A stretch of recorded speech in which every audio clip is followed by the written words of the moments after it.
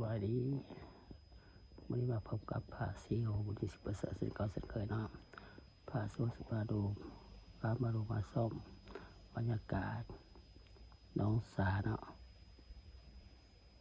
มาดูมาส้มบรรยากาศน้องสาไหลเอามาให้14ลาวไทยและต่างประเทศเขาดูเขาส้มซอกยูทูบของผ่าซีโอบุตร10%เลยเด้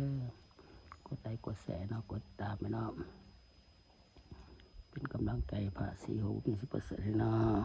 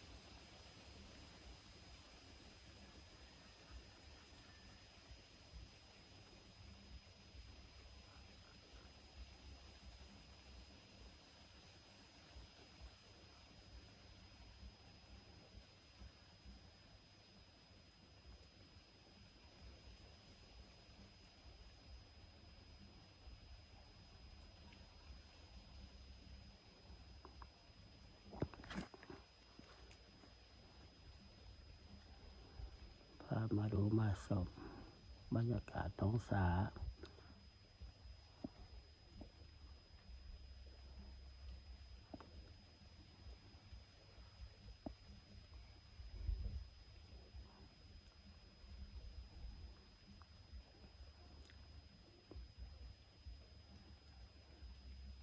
เอาฝากบรรยากาศน้องสาไปดูให้ชมให้FCลาวไทยต่างประเทศเขาดูเขาชมซอกยูทูบของผ่าซีโอบุตร10%ให้เด้อกดไลค์กดแชร์เนาะกดติดตามให้เด้อเป็นกำลังใจผ่าซีโอบุตร10%ให้เนาะ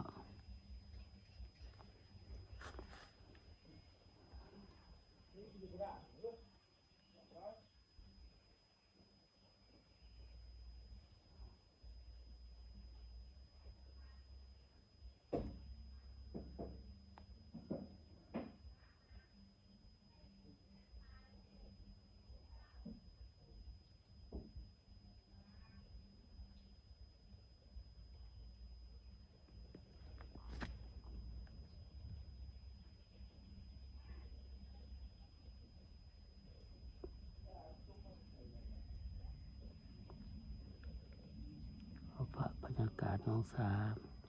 มาให้ดูให้ชมให้FCลาวไทยต่างประเทศเขาดูเขาชมซอกยูทูบของผ่าซีโอบุตร10%ให้เด้อกดไลค์กดแชร์เนาะกดติดตามให้เด้อเป็นกำลังใจผ่าซีโอบุตร10%ให้เนาะ